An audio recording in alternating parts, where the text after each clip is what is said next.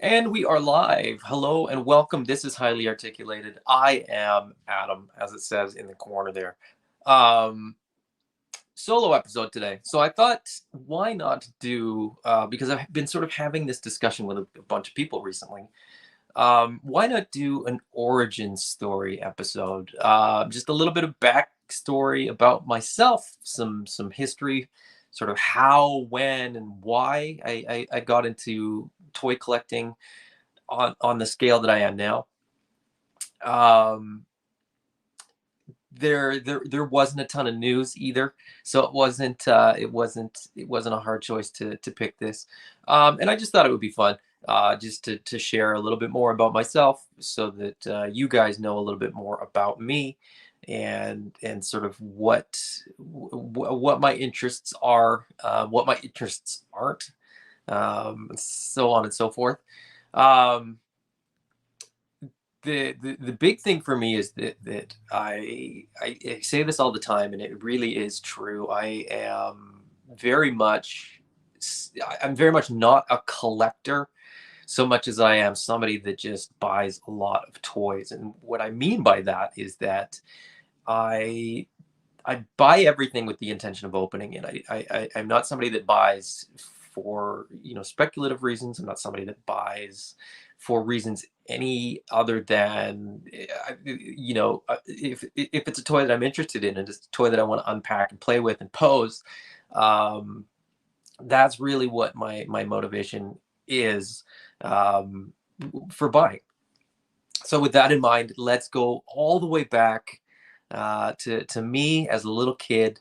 Um, the first memories that I have of toys is Lego, and the first set that I know of having was this little, Lego City Police Station set. Um, and I still have a lot of the pieces to this set, but not the complete set. They the city stuff was never my main focus. I did have a bunch of it, but what I genuinely sort of preferred was the space stuff. By and large, the space stuff, it just interested me a lot more. Um, the ships, the little spacemen, so on and so forth, just felt a little bit more fun, a little bit sort of. The city line was always great, but I always was more inclined to sort of go towards the space stuff, as well as the castle stuff. These are just a few of the sets that I had, that I absolutely loved, um, and still love. Um, but I've very much moved on from the classic stuff to the more modern stuff. So, um, we'll come back around to this sort of at the end of the origin story. Um, but by and large, as I said, the space stuff and the castle stuff was my go-to, for Lego for a very long time, um, because there wasn't, branded stuff as there is now. But this stuff was great. This stuff was, imagine, I could use my imagination. I could build stuff that didn't come in a set. That was sort of the beauty of Lego, and that was sort of the start of my, toy journey, in a sense. And I'm really thankful that it was, which I will sort of get to a little bit further in.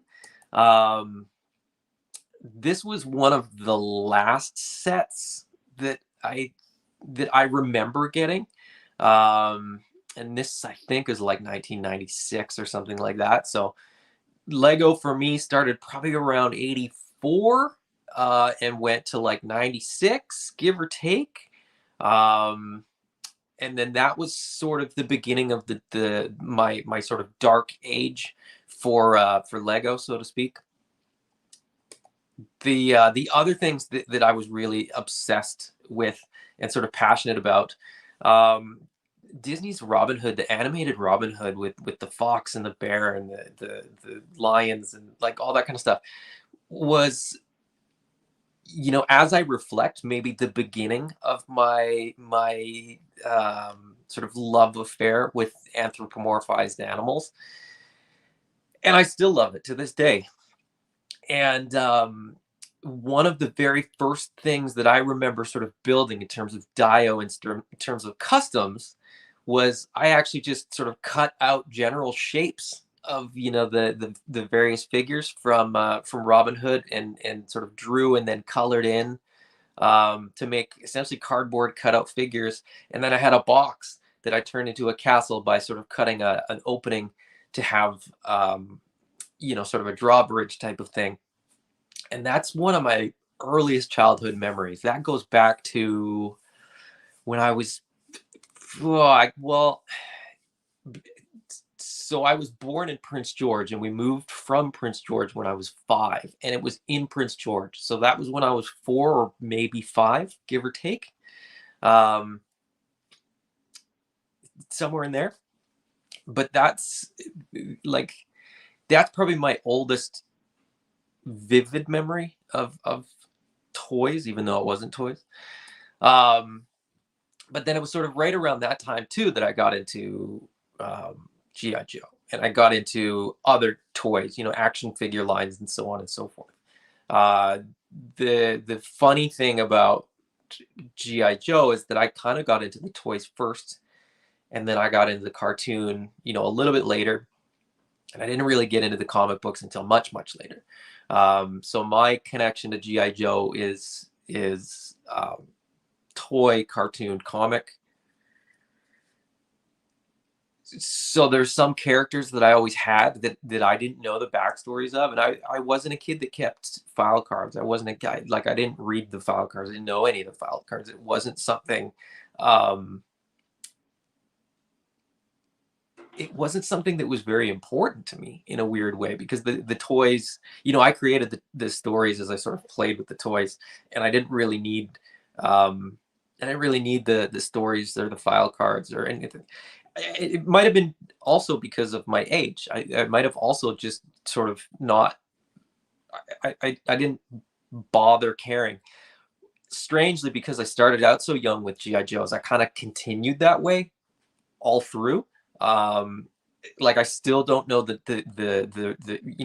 actual sort of character names for most of the characters. I know all their code names, but there's people that can sort of list off all of these people's names, and I know Spirit Iron Knife of the 5. I couldn't name another one.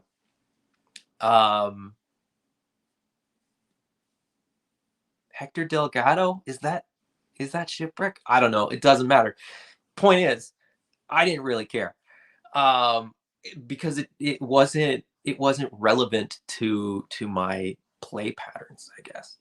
Um, Another very, very vivid toy memory was, we were visiting my grandparents in Ontario, Christmas 1986, and I got the Conquest and the Night Raven for Christmas in one Christmas, and then I probably got a couple figures as well, because that's what you do. But I remember very vividly, we would go there almost every summer, and we would go there pretty regularly for Christmas as well. And I remember waking up, early in the morning to come downstairs, turn the TV on for myself, watch Saturday morning cartoons, check out GI Joe. In a very similar way, my um, my sort of lifelong love affair with Star Wars kind of started in a weird way.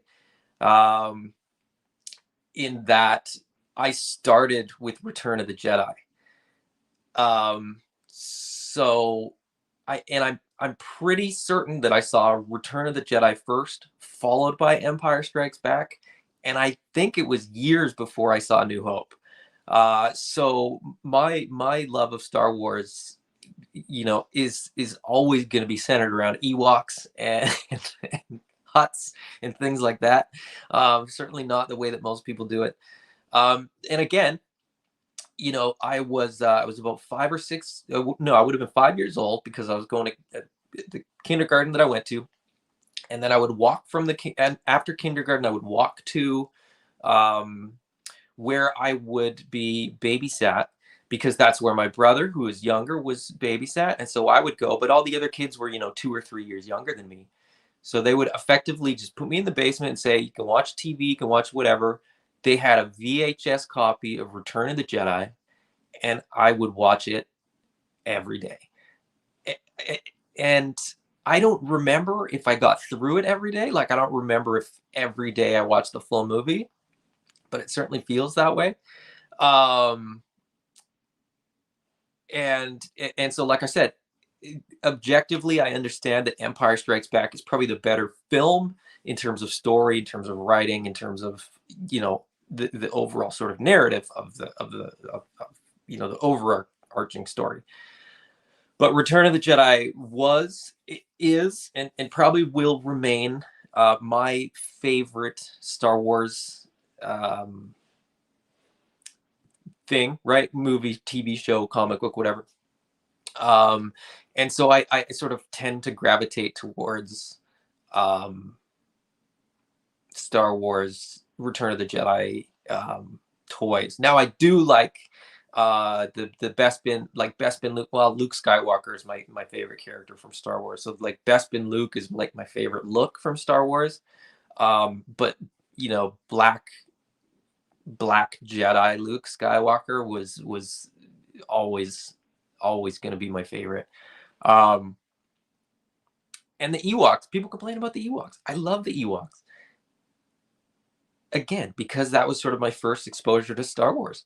I think I probably saw the Ewok movies before I saw New Hope, so I was fully sort of entrenched in in those characters before I knew not to be. Everything's plastic. Toy Review says didn't have those as a kid. I think you're probably referring to these. Yeah, I mean, I was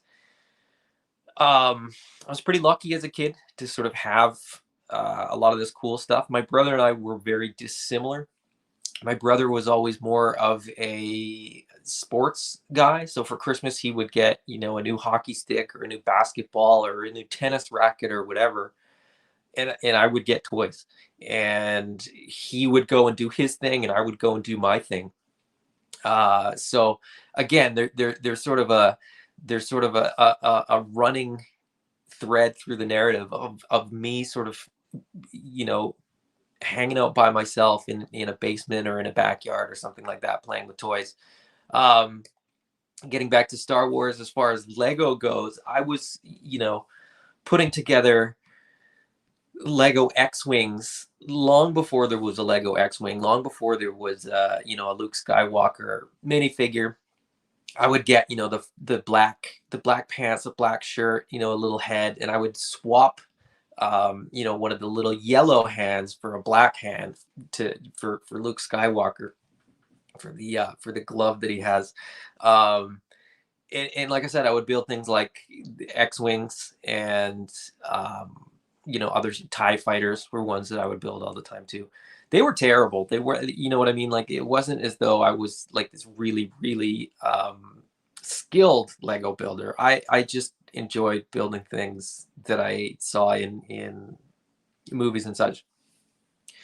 And I would actually sort of dabble too with building like GI Joe playsets out of Lego as well, um, because I had lots of Lego and lots of time, but as a kid at least. Um, then of course, a couple years later, myself, just like pretty much everyone else that I know that is into toys, got into Ninja Turtles in a big way. Um, the cartoon, the toys, the movie, um, all of it, all of it. And this was, interestingly enough, this was sort of the first toy line um, that I remember sort of playing with other kids. GI Joe, I pretty much played with GI Joes by myself. Lego was pretty much by myself. Um, the Ninja Turtles, though, was sort of the first. And maybe it's down to timing. I also mentioned that, I was born in Prince George and moved when I was 5. I went to a particular kindergarten that I didn't stay at for very long, and so I was at a different school by grade 1. So by the time I'm kind of 6, 7 years old, I haven't really had the connections, I guess, with other kids, which is fine with me. I'm very introverted, despite the fact that I have, these videos and this channel. Um, but but Ninja Turtles was sort of the first IP where I would sort of talk about it with other kids, and it was massive, in my class, in my school, in my peer group. I didn't call it a peer group when I was, 8 years old or 9 years old, 10, whatever it was. Um, but anyway, like the Ninja Turtle movie, for example, I remember going with a couple of friends, and it was this sort of monumental thing, and everybody wanted to see Ninja Turtles. I remember it being opening night, but the more that I think about it, that can't possibly be right, because I don't know that there was that much hype, but I could be wrong. But anyway, it felt like we were there opening night and they had like oversold tickets, because there was people sitting in the aisles and stuff, and it was like bonkers. That kind of stuff doesn't really happen anymore, but that's sort of my memory, my some of my earliest sort of memories of toys in relation to friends and other people. Um, Trevor says I'm very selective when it comes to Star Wars figures, but I'm definitely picking up the new Luke from the Black Series. Yeah, the new Jedi Luke, I think, is the one that you're talking about. That looks fantastic. I do have that Walmart exclusive one, but the new head sculpt and some of the new detailing on that new one does look fantastic. Um, I will probably get it because I do tend to buy all the versions of Luke Skywalker. So my Black Series collection is is Mandalorian figures and Luke Skywalker figures. Um, but I think I'll probably pick up some of those Endor. Um, I already have Endor Luke, so Endor Leia, Endor Han, and then I'll probably end up getting, Chewbacca and sort of filling it out. But we'll circle back to that, because that's, at the end of my sort of origin story here. Um, it'll make more sense why, I say that I'm a lifelong Star Wars fan, and I really don't buy Black Series figures, but um, but there's a reason for it. So, um, these figures were fantastic. Well, they are fantastic, right? They were different. They were fun. The original 10. I think I had of the original 10. I think I had 8 of them, because I didn't have April O'Neil, and I don't remember having a foot soldier, but I had the other ones.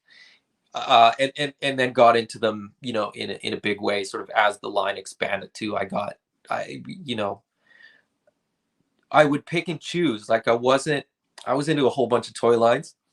That's the other thing. I don't have slides for a lot of it, but like I would have a couple Transformers, a couple Thundercats. I would have a couple. I was talking to my buddy David Bax about Bionic 6, I think is what it's called. Not a toy line that I remembered at all, but when I looked it up, because he said that was one that he loved as a kid, I was like, oh yeah, I had a couple of those figures. I've never seen the cartoon. I don't know anything about the rest of the media, but there was toy lines where like I would see a cool figure, and I would sort of put it on, a Christmas list or a birthday list, or what have you. Bots Master was another one. Off the top of my head, I'm trying to think of some of the other stuff. Um, a little bit later, like the Toy Biz, Marvel figures, um, always Lego. What other lines? I'm trying to think of other lines that sort of were in and around there, that I had a couple of. There was that line of like Transformers that were rocks. They like transformed from a robot into a rock. I had a couple of those. Um, Brave Star, had a couple Brave Star figures. I had a little bit of everything, and all the scales were off, so I would play with one and then sort of put it away and then pull out a different one and play with that one.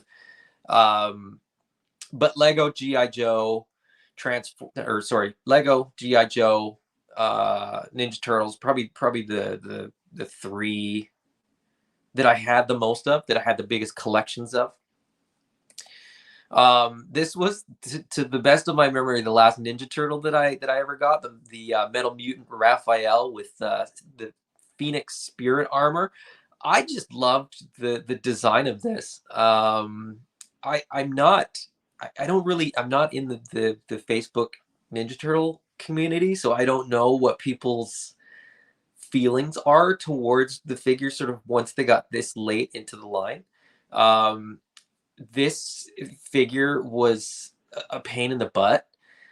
It didn't, that armor didn't stay on. It didn't pose very well. Like, I think he was like 5 POA. The other turtles were as well. But the 5 POA with the armor, like, you couldn't move the arms and the legs once the armor was on. So you kind of had to pose it a little bit and then put the armor on and hope it stayed. But nothing clicked into place or locked into place.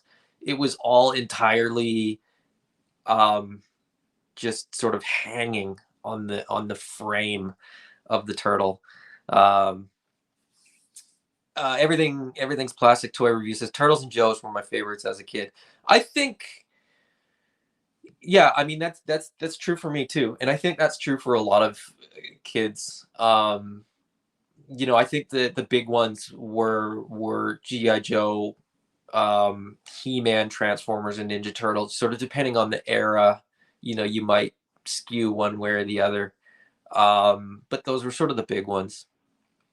He-Man was one that, for whatever reason, I never, like, I had a handful of He-Man figure. I call it He-Man. I don't call it Masters of the Universe, because that shows how much, I was sort of disconnected from the IP and disconnected from the card backs and stuff like that. He-Man, there was something, and it's odd because I love the idea of that now. I love the idea of the sort of the barbarian with laser guns. The sort of magical, mystical with the sci-fi aspect to it. But there was just something about um, for whatever reason, it just didn't grab me the way that it did for a lot of people. So, but like I said, I couldn't tell you why. I can't explain why. It doesn't make sense, because it seems like it should have been something that I absolutely loved. Um, but it just didn't land for me. Now, as far as this turtle goes, slight sidebar, I only found out, like, in the last couple weeks, that it's actually from they're based on a Japanese anime that they did 2 episodes of Ninja Turtles anime. And they're bonkers. I think they're on YouTube or on Facebook. If you just look up Ninja Turtles anime, um, that it's like it's Ninja Turtles meets, like, Super Sentai, because they get these crystals. Oh, I thought I had one more slide, but I don't. They get these crystals that allow them to sort of, I mean, mutate, because they're Teenage Mutant Ninja Turtles. But they morph into these versions of the turtles, and then from here they can combine, and they have a big mecha, you know, thing that doesn't look anything like a turtle. It's like silver and like bonkers. But check it out, because it's a lot of fun. And I had no idea that it existed. The other big thing that I was very much into was comic books, and I think I got into comic books very, very early. I want to say, 5, 6, 7 years old. Um, I Charles, they all look like Wolverine. Yeah, 100% they do, and that's it. It's so weird. Like, honestly, it's such a weird cartoon. Um, and it's done by Toei, which is the same animation studio that did the first 2 seasons of Ninja Turtles, like when the animation was good. And Toei has done tons and tons of animation that is toy, but also a whole bunch of 80s stuff that you might not have known. But they did these episodes. Like I said, it was only 2 episodes. I think um, so I think it's about an hour. Like it's worth checking out. It's the Ninja Turtles that you know, but it's a completely different world. It's weird but cool. The the comic books that I was largely into, like I started as a kid reading a lot of Marvel stuff because when you're 6 7 years old, that was what is available. Got very very deep into X-Men primarily, and still that's sort of what I love is X-Men. A little bit later, got into Image Comics as well, and got into some more obscure, more sort of indie stuff. Um, Titles that sort of come to mind that I really really liked: Wildcats and Wet Works from Image. There was a short lived, I think it was pretty short lived, or at least I only read it for a while, called Troll, which was really odd but fun. And then some independent stuff, like there was a series called Creed, and I think Creed did a crossover with somebody from Image, but I can't remember who it was. But then there was other books too, like Gen 13, Team 7, like some of the, I like the military stuff.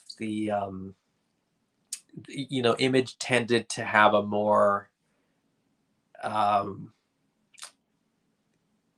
I don't know, Image just had a different style, right? And in the same way that like Marvel was a reaction to what DC did, Image was all the writers and artists sort of leaving um established books in sort of the Marvel universe and sort of going over to start their own stuff with Image. And a lot of great books, a lot of good art. Not a, The Image ones are funny because there's some that were absolutely amazing art and terrible stories, and some that were great stories and bad art.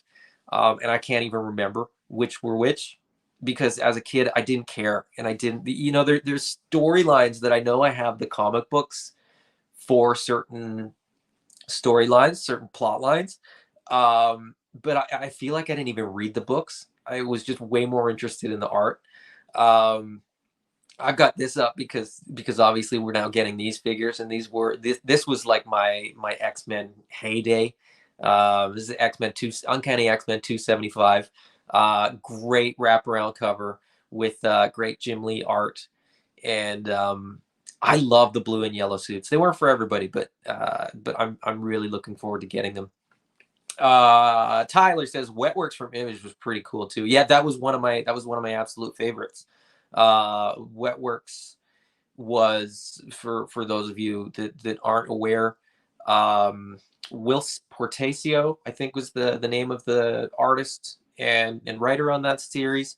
It was kind of like well, if you're familiar with it, it was kind of like a Team 7 um team. Like I even think it was like Team 8 or Team 9 or something, or Team 6. Like it was in that same world where it was sort of a small, very elite group of soldiers that got sent on this suicide mission, and they all get these symbiotes, and the symbiotes switch them, or sort of give them this this liquid gold. It's messed up. But that one of them, from what I remember, it's been a long time since I read it. One of them just becomes sort of energy, so he just turns sort of translucent blue. One of them, I think, dies, like essentially becomes no longer living. Um, so by extension, immortal, but also by extension, like can't be tracked. Also, there's vampires and werewolves. So um, definitely want to check out. But yeah, big, big, big into comic books. Jay, thank you. Jay, oh, you're watching on YouTube. I was gonna say you're no longer a Facebook user, but I'm not running this one on Facebook, so that's why your name comes up properly. Um, but yeah, big into comic books, and I was in comic books was probably the last thing in terms of toys and sort of kids stuff that I was into, and I was buying comic books pretty much right up until I graduated high school.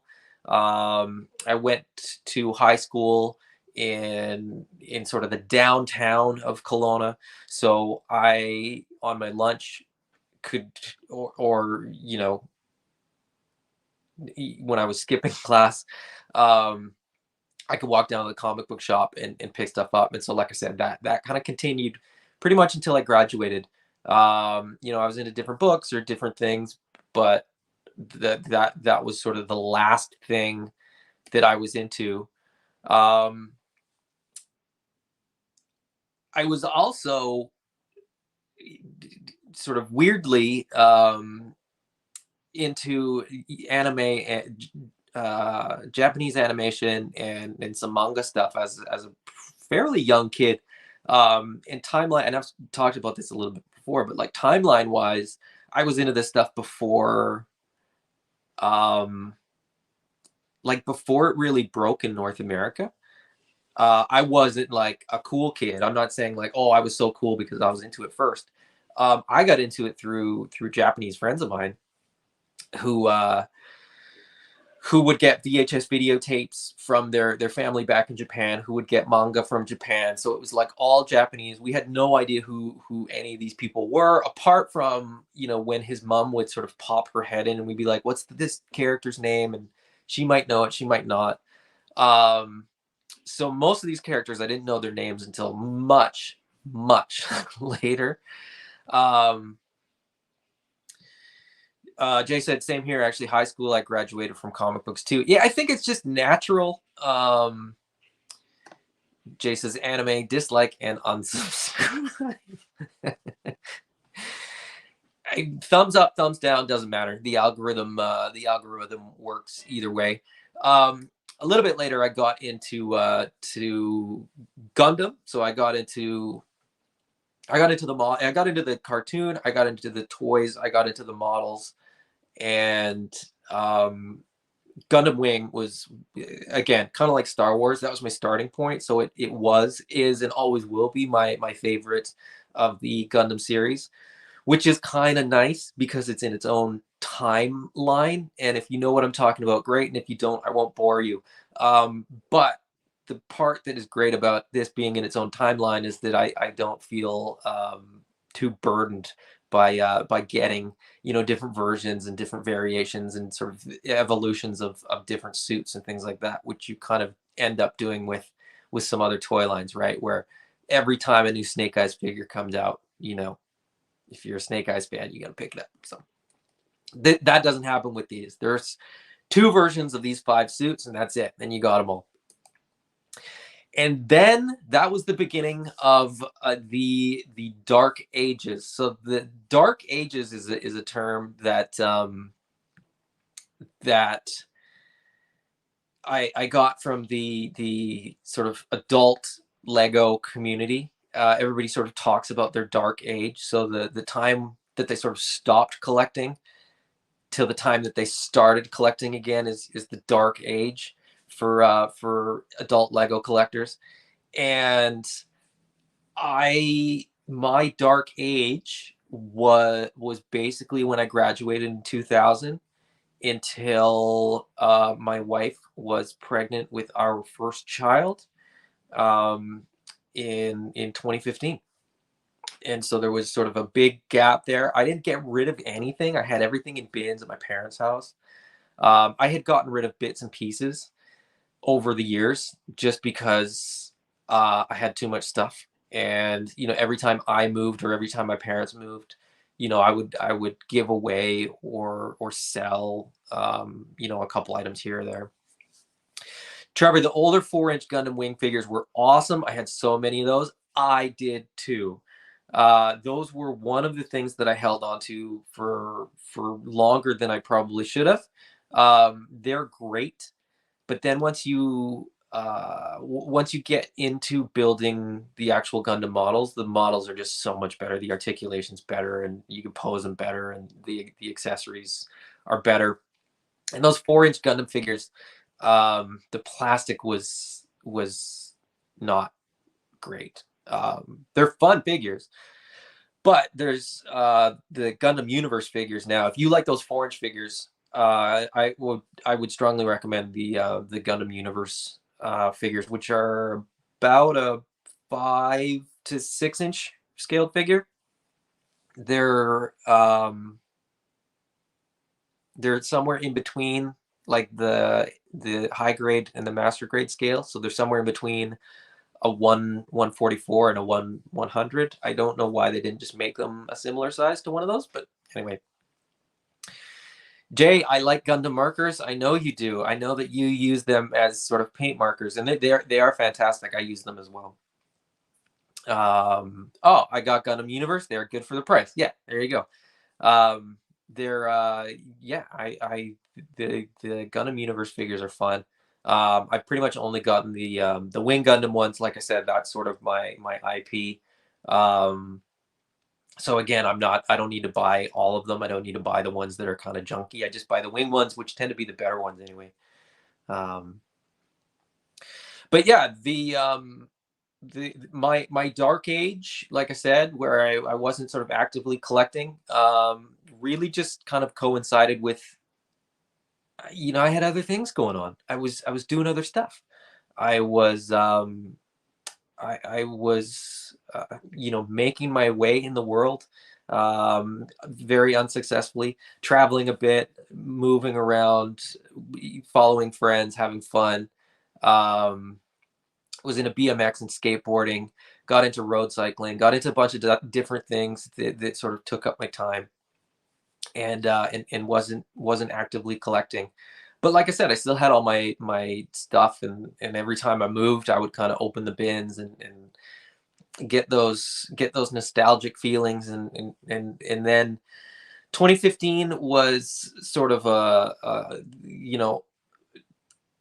we were, my wife was pregnant, so we were going to Toys R Us to do sort of baby registry stuff. And 2015 was also sort of right around the Force Awakens time. So Star Wars was back. I was back in toy stores. I was seeing Lego that that was like blowing my mind. My gateway back into toys was this small little set, 193 pieces. It's not very big. I actually have it. I still have it on my shelf over there. It's only this big. Ray's speeder, and I got this before I'd seen the movie. Um, and it was just a cool set. And once I had one set, I got another set, and then I got another set, and then I got a lot more sets. And I was going to Toys R Us more and more often to check out new Lego sets. Um, I got a bunch of the Force Awakens stuff, and I got a bunch of the sort of other stuff around that time, and absolutely loved it. Um, but being in Toys R Us that much more often, also, wait, what? I'm Santa Claus in Kelowna in a couple weeks? You message me more details about that if that's true, because we've booked our Christmas photos with Santa, so that might be you if that's true. Um, Tyler says my gateway was my daughter. She got a toy, then I would hunt for a toy myself. It's all her fault. Yeah, I mean, I think I don't know this to be true because I sort of haven't asked people this, but I wonder if for a lot of people that was it, right? Like taking their kids to the toy store sort of got them back into it. Um, this set was great. It had pieces that I'd never seen before. It had sort of figures in the way that I'd never seen them before because, like I said, when I was building an X-wing, when I was making a Luke Skywalker figure out of the pieces that I had, they were clunky pieces. Luke Skywalker had a yellow hand and a yellow head with that generic, yellow Lego man head and sort of graphic on it. they were printing like actual faces on these figures and on and on. And so I just absolutely was in love with Lego. But like I said, being at Toys R Us, I have a UCS Millennium Falcon. You Lego is a funny one because you justify buying more Lego because you can take it apart and use it to make other stuff too. Um, but being at Toys R Us, I would look at these figures all the time, and these were my gateway into 6-inch action figures. Archangel was on the shelf for a while, and I would look at it all the time. Passed on it a bunch of times at full price, but then it went on sale, and I think it was like $23 or $24. And I was like, well, I'll just get one. So I got Archangel. Absolutely love the figure. Love the articulation, swappable heads. The wings could move. They were articulated, on and on and on. Coming from, Turtles with 5 POA and G.I. Joe's was sort of the peak of articulation from my childhood. But these were on a whole different level. And then this Nightcrawler I saw at Walmart when it got released, and then and that's when I started going hard in Marvel Legends. Got Nightcrawler, got Guardian, and then ended up sort of getting that whole wave, because once you get sort of 3 or 4 figures from a wave, you're like, well, I may as well get them all and build a figure. And then, of course, the classified line came out. So I was doing Lego and Marvel Legends, and loving those. But then, a couple years later, one thing led to another, and I'm already a 6-inch Hasbro figure collector, and I thought, well, you know what? Let's get a couple of these GI Joe figures, because that was, like I said, probably my favorite line as a kid. Jay says Lego merging with Star Wars has cost me a great deal over the years. You and me both, buddy. You and me both.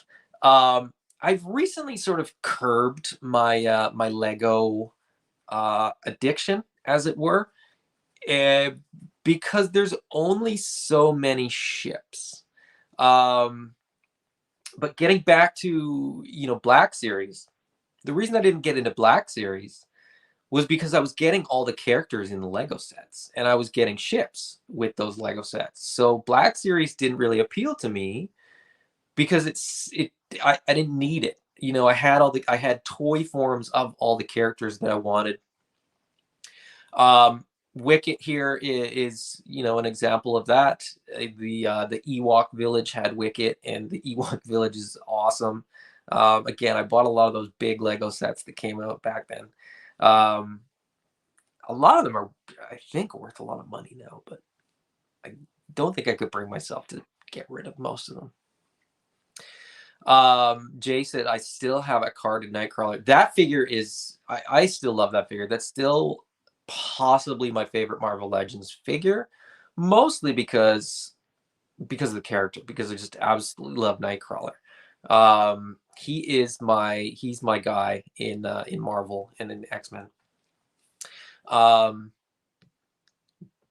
But like I said, as far as Black Series go, I'm sort of going hard on GI Joe Classified as a result of the fact that they're the GI Joes that we sort of imagined we were playing with as kids. The Black Series stuff, like I said, now that I've sort of curbed my Lego addiction and I have most of the figures, most of the ships, most of the play sets, so on and so forth, I'm coming back around to Black Series a little bit. The quality of the Black Series figures is also really, really good now. There was some pretty bad sculpts when I was getting into Marvel Legends. They were there. They were cool, but it didn't do it for me. It didn't move the needle. That being said, now with sort of the digital face printing and the better sculpting and so on and so forth, I'm not going to get into Black Series in a big way. I can't, and I won't. But like I said, the Mandalorian stuff, new property, I'm like, okay, I'll get into that. The Return of the Jedi stuff. So bring on the Ewoks. I'm really excited to get Wicket. but now I regret not getting the Endor Heroes of Endor box set, as well as the single carded Ewok that came out. I kind of said to myself, well, I'm not going to get Ewoks until I get Wicket. Now we get Wicket, and I don't have those ones, so I'm probably going to have to track those down, which is not something that I really wanted to do, but such is life. Jay said, same one on the last comics. I was still buying. One of the last comics I was still buying were X-Men and Excalibur. Yeah. Those X-Men and Excalibur. And I've even gone back, like, over the last, however many years, I've gone back to sort of fill in some of the holes. I found that with some of the the X-Men like crossover series, there's like Phalanx Covenant. I think I had like 2 issues missing. Extinction Agenda, I think I had like 2 issues missing. Things like that. And it was, when I went back through all my comics, I was like, well, I can't live with this now. Having 80% of a storyline and not having the other ones. There was no complete ones. I was going to say the only complete sort of X-Men crossover event that I had was Age of Apocalypse, but that isn't true because I was missing one of the Gambit and the Gambit in the, what's it called? Gambit in the, or was it the Excalibur one? But anyway, I was missing one issue that I didn't realize that I had been missing. But anyway, Jay, I have all those carded, the Endor 4. Yeah, and I have the Endor Luke. And they're reissuing the Endor Leia and Han. I just wish they were reissuing that Ewok. That's the problem, because that's the one that I want. That's the one that I need. And then that, like I said, that Heroes of Endor box set that was a Pulse exclusive. I should have bought, because I would have just had sort of all the Endor figures right in one go. But at that time, I was not buying any Black Series figures, because that, I believe, came out before The Mandalorian. I could be wrong, though.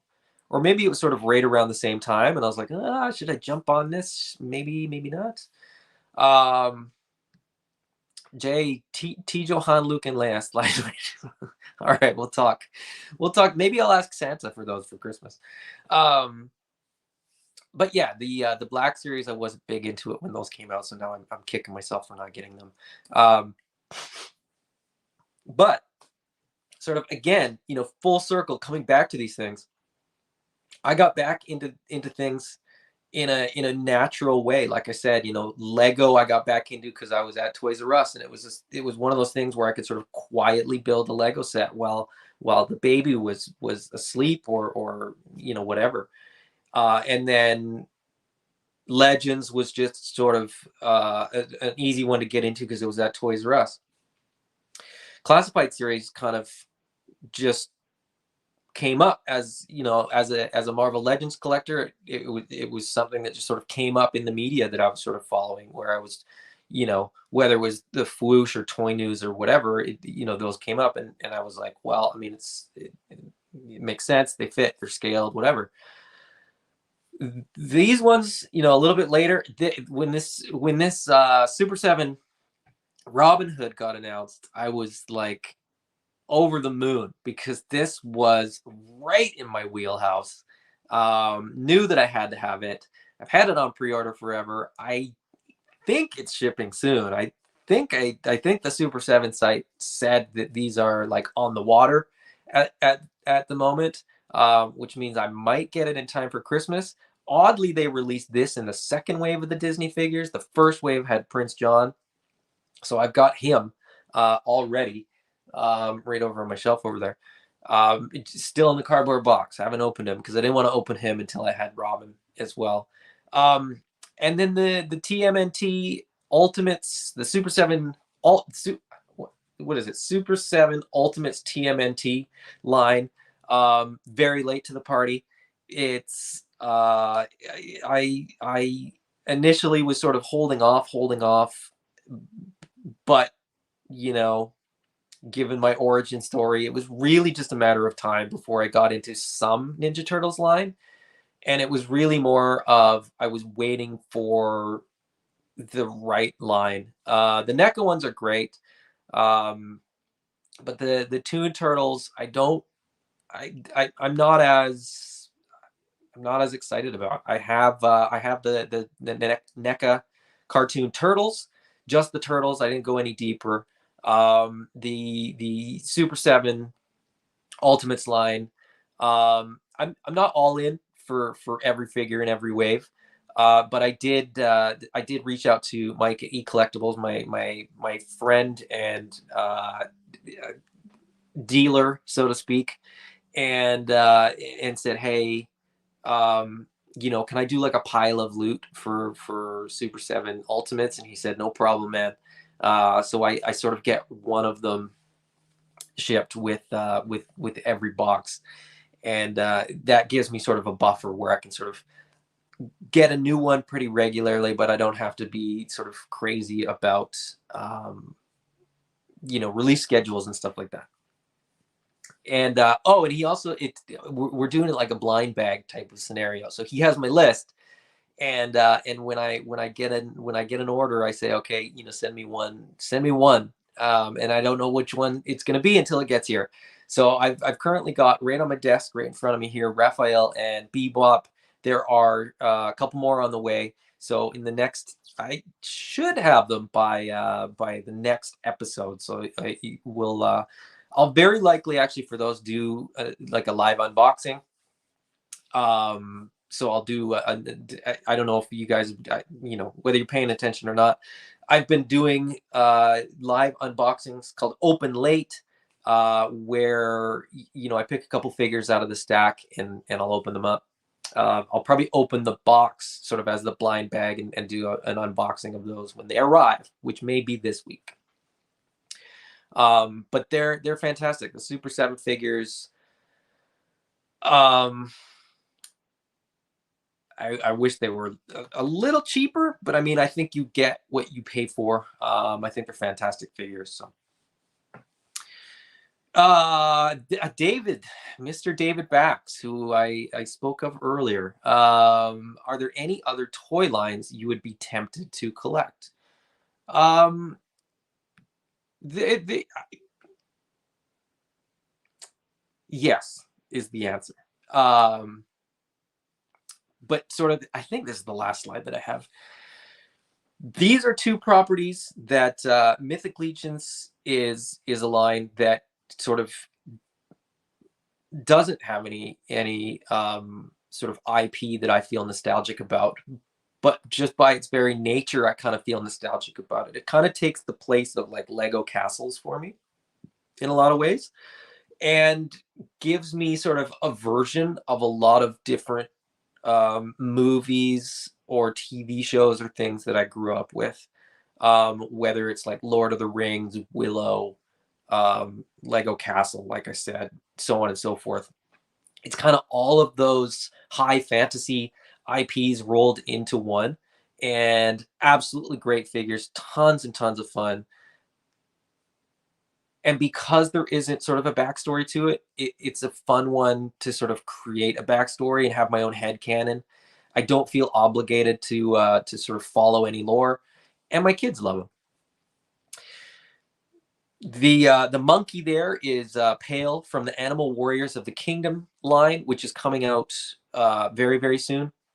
I think they're just finishing up production and then they should be on the water. I'm hoping that I can get them under my tree for Christmas, but otherwise it'll probably be pretty early in the new year. Fantastic figures. Again, a new property, an original IP. Jason at Spiro Toys doing a great job with this. There's going to be a tabletop game where you use the figures as your pieces. So it's three figures versus three figures. And from what I've seen, what I've heard, very very much looking forward to that. And that is the end. So those are two lines that sort of drew me in, apart from nostalgia. And one I did forget to sort of get a slide for was the SH Figure Arts Dragon Ball figures, um, because those are also awesome. Yeah, Jay says Lord of the Ring figures suck. Not all, but overall, and they're out of scale, and they don't like, part of it's, where I'm at now is that I buy 6-inch scale or close to. So Mythic Legions and Animal Warriors of the Kingdom tend to go a little bit bigger. Super 7 tends to go a little bit bigger, but it's still, I you can fudge it. I mean, it works. It still works. Um, as far as other lines that I would be tempted to collect, not so much. And it's largely because the stuff that I do collect is got so much stuff going on. There's other stuff you get, if you watch enough YouTube videos, if you have enough sort of collector friends, you'll inevitably have conversations where people talk about, oh, Joy Toys figures are amazing, or Haya Toys, or I'm looking at my shelves, but it's, what's on my shelf is what I have. It's not going to make me think of lines that I don't have. But is there other stuff that I would love to have? Yes. And there is other lines where I'll sometimes buy, like 1 or 2 figures. You mentioned the Super 7 Ultimates, David says, I know you have Lion-O from the Super 7 Ultimates line. Have you been tempted to finish the main group of characters? I know I've fallen down the rabbit hole. No, I haven't been tempted in any real way. Yes, I've been tempted insofar as they're out there and they look fantastic. I have Lion-O and I have the Mumra the Ever Living, because those are the 2 vintage figures that I have. I the only other one that I'm tempted to buy, but thankfully it's sold out at eCollectibles, is the Monkeyan figure, because that was the only other vintage figure that I had, and I have no idea where it went. If I had that vintage figure, I would probably end up buying that Monkeyan. Jay says Monster High and Bratz. Yeah, those are the 2. You were big into Bratz, I think, Jay, back in the day, if I'm not mistaken. But there, by and large, if there's the odd figure that comes out that's just absolutely like stunning, or there's something about it where it makes sense for my collection, I'll buy it. But as far as other lines, no, I'm pretty set. I mean, that isn't to say that, something like Animal Warriors of the Kingdom, right? Like, I wasn't expecting to get into Animal Warriors of the Kingdom, but then there it was. The toys look phenomenal. The tabletop game looks like it's going to be a ton of fun. The comic books, there's only 2 issues. It is fantastic. I love it. So it's now becoming sort of an IP that I'm very excited about, very passionate about. If you haven't already, and you have a couple hours to kill, I did do an interview with Jason from Spiro Toys, and we talked about, all the figures that are in the line, all the ones that are coming up. It's easily the line that I'm most excited to get. It's the line that I'm most excited for. And that's, without having them in hand. So Jarvis says, I've seen some really cool Lord of the Ring Mythic customs. It's not realistic, but it'd be awesome if 4 Horsemen did a Lord of the Rings line. That's the thing. That line feels like it is Lord of the Rings to me, in a weird way. Insofar as I like, with the X-Men, right? Like the blue and yellow suits, like that's such an iconic suit. But if you put Legolas head on 4 different bodies with different outfits, I couldn't tell you which one was the real outfit, if that makes sense. So that the Mythic Legion's Elf Ranger head that looks like Legolas, that everybody just calls Legolas, I'm okay with that as my Lord of the Rings Legolas figure. You know what I mean? And then we've got Wizards coming in the Poxus wave. So I feel like I'm covered for a lot of that stuff. Jay, I've got 4 of the Conan Ultimates. Maybe one day I'll track down the rest down, not sweating it. Yeah, there's not that many of them. That's kind of the nice thing about the Ultimate stuff. If you went hard on all of the different lines that Ultimates are doing, you'd be in a world of trouble because there's a lot of waves or there's a lot of lines. But if you're just getting, one line, like so I'm down for the Ninja Turtles now. Now, in the first couple waves, there was quite a few figures that I wanted. As we get deeper in, there's kind of fewer and fewer per wave.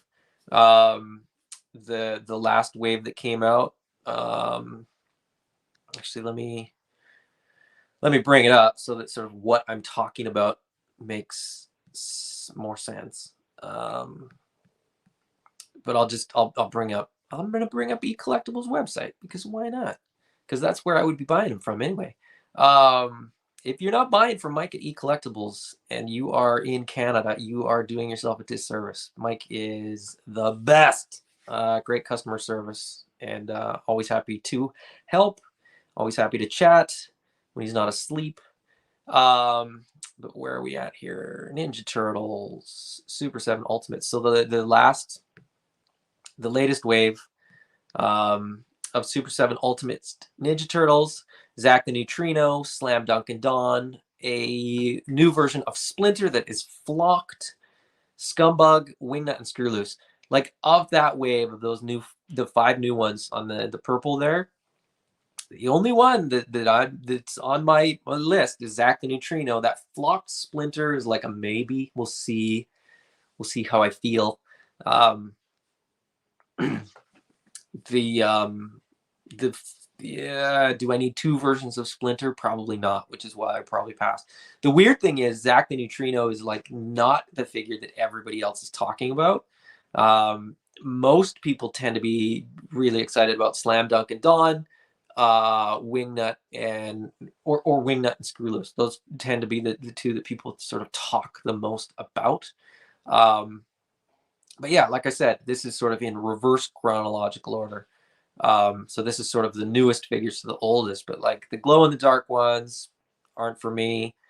A second version of Shredder doesn't do anything for me. All the sort of robot ones don't really do anything for me. I'm not going to say on and on and on which ones I'm into and which ones I'm not, but here's another wave, Triceraton from this wave. I will get, but that's it. This wave, I'm not getting any of them. So there's a few waves that I'm not getting any of. But yeah, hit up Mike, get some toys. The Trevor says need some hobbits. Well, I mean, I think there's certainly rumors that halflings or races of other statures may be in the pipeline.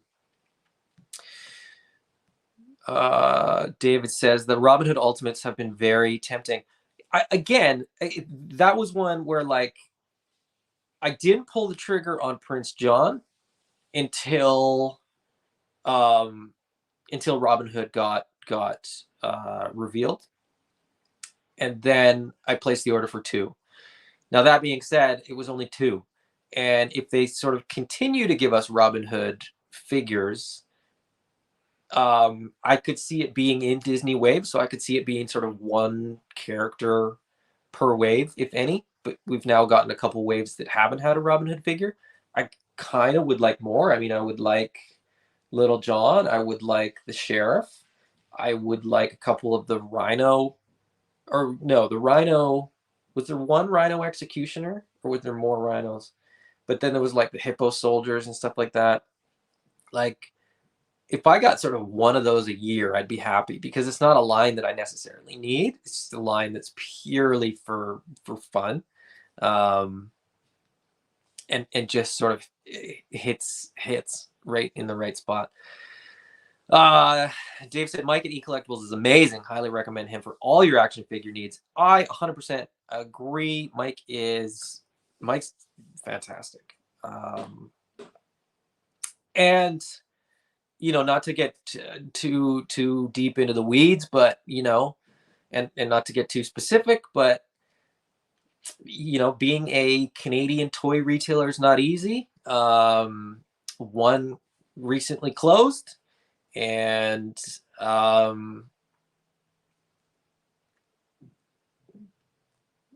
that's all I'll share. That's all my insight that I sort of want to get into today. But yeah, it's not easy, and it's certainly something where if you can find a good retailer, you know, they deserve your respect, because retail is not easy.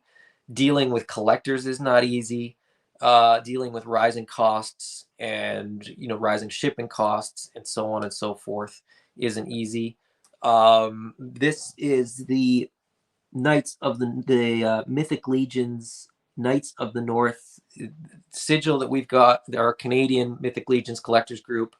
Um, you know, this was not a free logo to be designed, but I was like, hey Mike, we should get a logo design, and he was like, all right, I'll pay for it.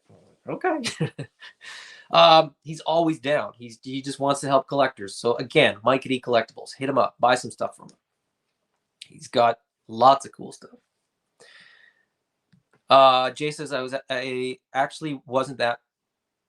I actually want that monkey, and by the way, I'm not a Thundercats dude. I have the Jackal. Yeah, and that's the other thing is like, there's some figures that I want more than others. There's some sculpts that I want more than others. There's Hasbro did that Dungeons and Dragons figure. What is it? Dritz, which I got because I wanted the Panther. That's a great example of like lines that I wouldn't get into, but a couple figures that were fun. I'm just trying to think if there's anything else that's sort of like right around in my general vicinity, but there's not. I mean, it's pretty easy for me to sort of keep it pretty narrow. I mean, like there's some DC figures that look, those McFarlane DC figures look pretty good, but I'm not about to get into that because um, you know, I just don't need them. David says Drizzt. Drizzt. It's one thing to read it, it's another thing to say it. Those Forgotten Realms books and comic books are a perfect example. The words on the page look fine, but then when you actually have to like enunciate and get those letters out in the order that they've written them there, that's not always easy. That's about it for me. That's my origin story. Like I said, or maybe I didn't mention that now, like now I'm in a world where with my kids, I just want to buy cool stuff that they want to play with, because if I want to play with it and they want to play with it, then everybody wins. Um, and everything gets opened, everything gets played with, everything is a toy. I don't see any of this as precious objects. Jesus, DC is terrible. They have their moments. Okay, cartoon Dungeons and Dragons figures were also very tempting. Yes, very tempting. Great looking figures. Not a cartoon that I was super passionate about. Quite possibly had never seen it before, but I did watch the whole series when they announced those figures, and was very very tempted because I was sort of right in it, right in the moment, watching the cartoon, seeing the characters, and sort of wanting the figures. So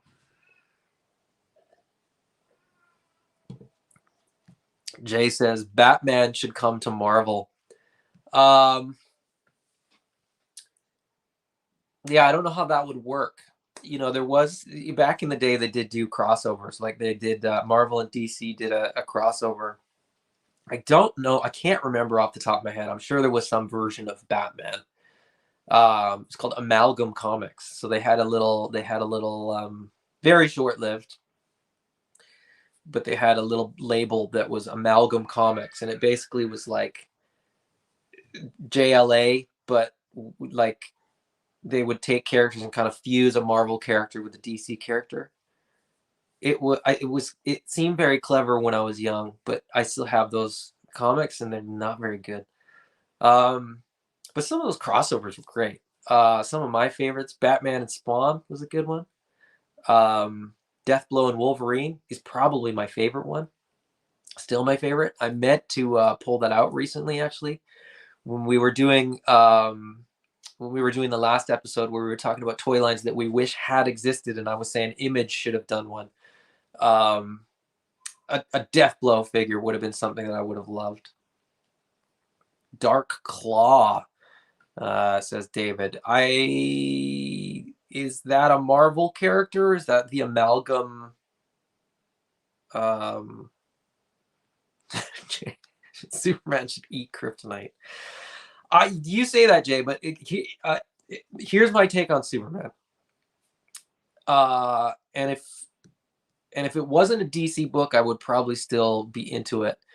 I actually really like Superman, and I think this is in a movie somewhere. So it wasn't. This isn't an original idea that I had. Um,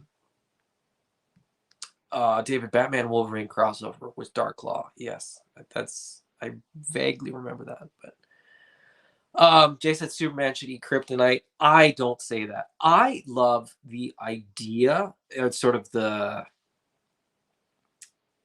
like a lot of DC characters have a lot more depth than I feel like the books get into. Because they're trying to appeal to a wide audience, a relatively young audience. Dare I say, sometimes, even if they're not young, slightly immature audience.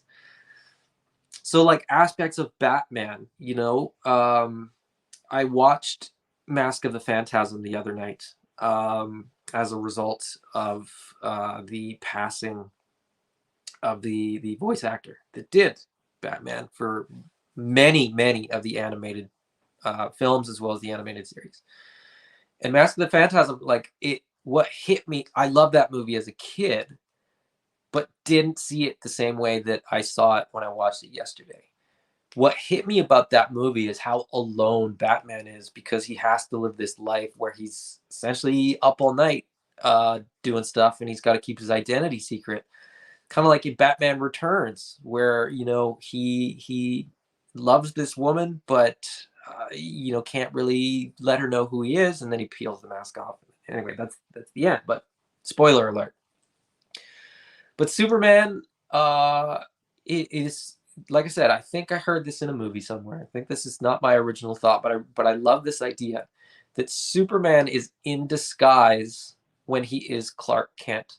So he spends almost all his time in disguise, but hiding in plain sight. And when he puts on the Superman costume and becomes Superman, he's not becoming Superman.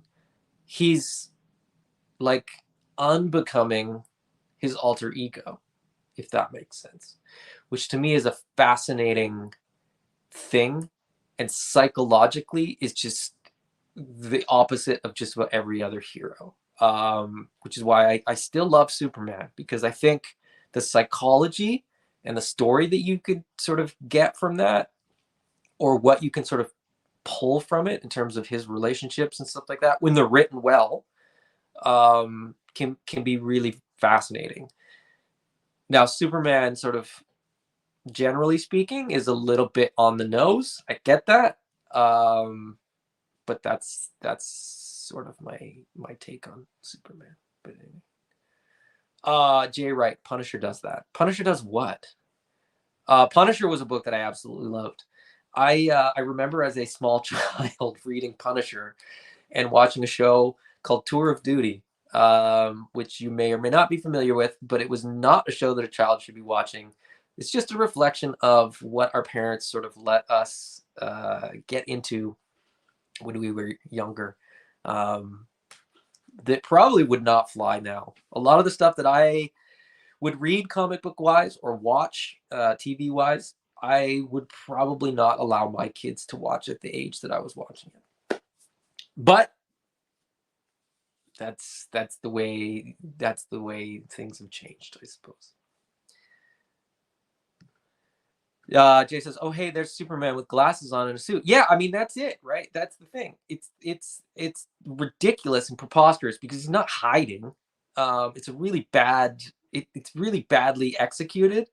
Um, but like I said, he's hiding when he has the glasses and the suit, which is that's what's fascinating to me about it. Davis says my parents last watched Tour of Duty as well. It was weird, man. There was an episode where a dude, so it was a relatively realistic as far as I know because I was not there. I mean, I haven't watched it in a long time either, so it might not be realistic at all. But it was a show about soldiers in the Vietnam War, and I remember vividly an episode where one of the soldiers, his squad or platoon or whatever sort of it's recognized that this guy had an opium problem. He had a heroin problem. And so it was a whole episode about him detoxing from heroin. And I should look up what year that came out when I would have seen it. I bet I was no older than 10 watching an episode about a Vietnam soldier detoxing from heroin. Needless to say, I don't think that was probably what my parents thought I was watching. I think they just didn't care. But anyway, that's all I got. We're at about an hour and 20 minutes on a solo episode, which is longer than I thought I would end up going. Thank you guys for joining me. It's always a pleasure to have people. Oh, Jay, hot take. I love Tour of Duty. Paint It Black. That was so. Paint It Black was the theme song for that show, and it was so appropriate because it was just so much in line with what that show was. Jay, you're a little older, so you remember more details than I do. Wednesday nights, yeah. So like Wednesday night, I'm 10 years old, staying up past my bedtime probably to watch detoxing soldiers. Um, but yeah, thank you for joining me. If you enjoyed the video, please hit the like button. If you would like to see more, hit the subscribe button. And if you would like to know when I'm going live, hit that notification button as well. I try to post up the videos at least an hour before I go live, just so that people have the chance to sort of stumble across it. But usually Tuesday or Wednesday nights, 8:30 for the live unboxings for open late. Sundays at 2, we do highly articulated. Saturday nights, I do Knights of the North or sometimes the Northern Outpost debriefs for GI Joe classified stuff. That just depends on if there's enough big news through the week to justify a Saturday episode. But yeah, that's all I got. I will see you again this time next week, if not sooner. Thank you. Have a great day.